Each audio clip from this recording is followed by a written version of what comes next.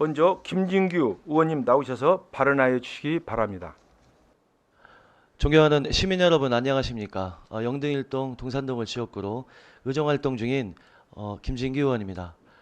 시민 여러분, 지난 1954년에 축조된 신흥 저수지는 약 30만 평방미터 면적의 저수지로 우리 시민들이 긴급상황 발생 시 10일 동안 마실 수 있는 물을 약 100만 통 분량의 담수가 저장되어 있는 식수원입니다.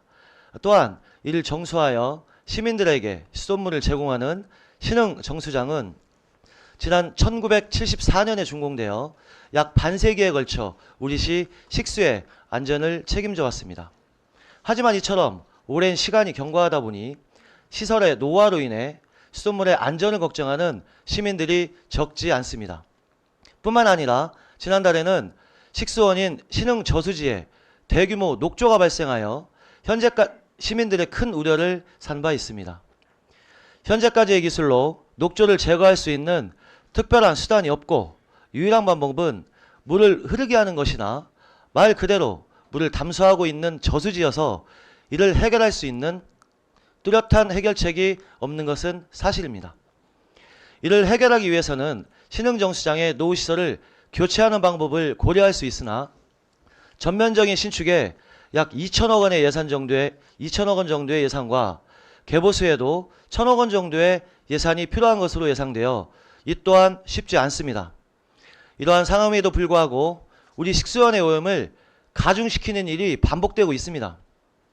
전국적으로 시민들의 건강 증진 및 복지를 위해 수변 공원이 증가하고 있는 추세에 맞추어 최근 들어 우리 시 신흥 저수지 둘레길이 도심 속 수변공원으로 자리를 잡아가면서 시민들의 방문이 잦아지고 그에 맞추어 기존의 신흥 근린공원 이외에도 신흥 저수지 인근에 행복정원, 꽃바람정원 등을 조성하여 핑크밀리, 국화, 철쭉 등 여러 다년생 식물과 각종 화해류인 일년생 식물을 식재하고 있습니다.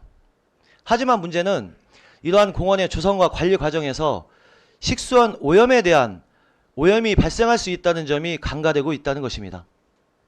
그렇지 않아도 녹조와 같은 자연현상으로 상수원의 오염이 심각한 상황에서 인근에 무분별하게 식물을 식재하게 되면 이를 관리하는 과정에서 2차적 오염이 발생할 것은 자명한 사실이기 때문입니다. 물론 이곳이 상수원 보호구역이기 때문에 농약의 살포와 같은 일은 당연히 없겠지만 식물의 생장을 위해 비료나 거름을 주는 것은 자연스러울 것입니다. 이로 인해 식수원의 오염을 악화시킬 요인이 될 수 있다는 점입니다. 대략 21만 평방미터나 되는 정원에 무려 24종의 식물이 식재되어 있는데 비료나 거름을 한 번도 주지 않고 관리를 하고 있다면 그것을 과연 어느 누가 믿겠습니까? 이 밖에도 신흥정수장 인근 공원의 관리 주체가 중구 남방인 것도 큰 문제입니다.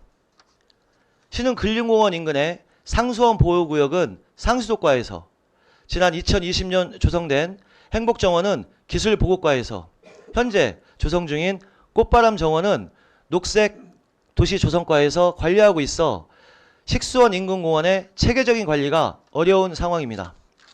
앞서 말씀드린 바와 같이 공원의 조성과 관리 과정에서 2차적인 오염이 발생하지 않는다고 장담할 수 없기 때문에 최소한 식수원 인근 공원의 관리는 시민의 생명과 건강을 책임지는 자세로 좀 더 체계적이고 조심스럽게 접근해야 할 필요가 있을 것입니다.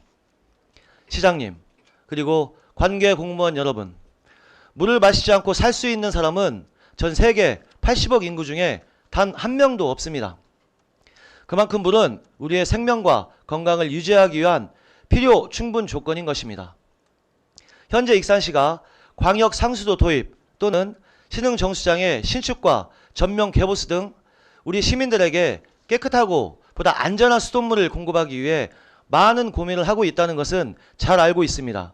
하지만 그 과정이 길어지면 길어질수록 물 안전에 대한 시민들의 우려가 커질 수밖에 없다는 점 또한 결코 간과해서는 안 될 것입니다. 그리고 지금 당장에 어떠한 정책적 결정을 하거나 전면적인 개보수를 위해 대규모 예산을 투입할 수 없다면 우리 상수원 보호와 기존 정수시설의 철저한 관리를 통해 시민들에게 수문에 대한 신뢰를 충분히 심어줄 수 있도록 더욱 노력해야 함을 경청해 주셔서 감사합니다.